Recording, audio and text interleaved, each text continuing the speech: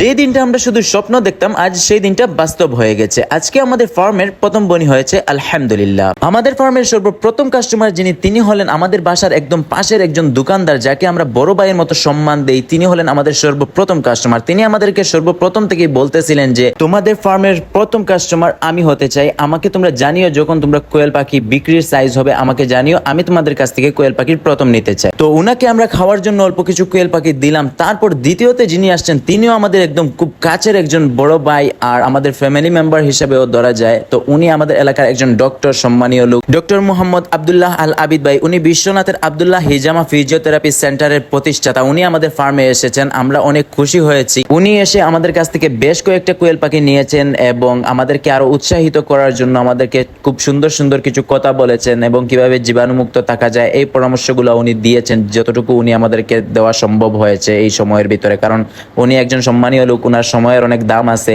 তাই আমাদেরকে যতটুকু সময় দিয়েছেন আমরা ওনার প্রতি কৃতজ্ঞ থাকবো। আর আশা করি আমাদের কাছ থেকে যে বা যারা কোয়েল পাখি নিবে তারাও আমাদের প্রতি সন্তুষ্ট থাকবে। আর বিশেষ করে আপনাদের কাছে একটাই অনুরোধ, আপনারা সবাই আমাদের জন্য দোয়া করবেন, আমরা যাতে আপনাদের খেদমতে এভাবে এগিয়ে যেতে পারি। সবাই ভালো থাকবেন। আসসালামু আলাইকুম।